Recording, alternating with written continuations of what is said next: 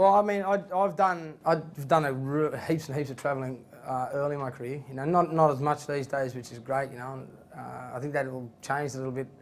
When my daughter came along, it was a bit harder to leave the little girl because I think the boys like hanging around mum and that when they're little, you know.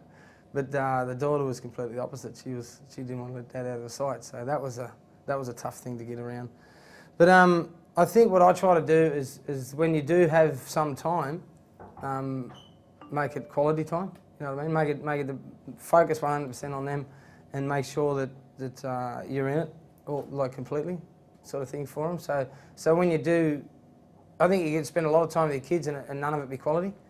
So what I try to do is when I get the chance to really commit to it and go completely all the way with it and make sure that, you know, it's all about the good times and the meaningful memories and that you make out of it. Being away from your family is hard on everyone, you know.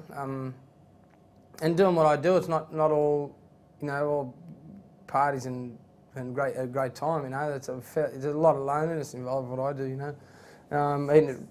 Eating out by yourself, stuff like that, in a hotel room by yourself a lot of the time, you know. And, I think it's just you got to communicate is the biggest thing for me, you know. I think with the kids and with my wife as well, you know. You don't sort of walk away thinking I should have said this or I should have said that. So I'm a bit of a big communicator and wear my heart on my sleeve a fair bit, you know. So it's just about trying to get across what I'm feeling and what I mean every time, you know, as much as I possibly can. Because I suppose, you know, from experience losing dad, you know, there's a lot of things that I can't 100% be sure of that I said when I should have probably said, you know. So that's what I try to do anyway. If it's uncharted territory a little bit, you know, and your mate's been through it before, maybe for sure, you know.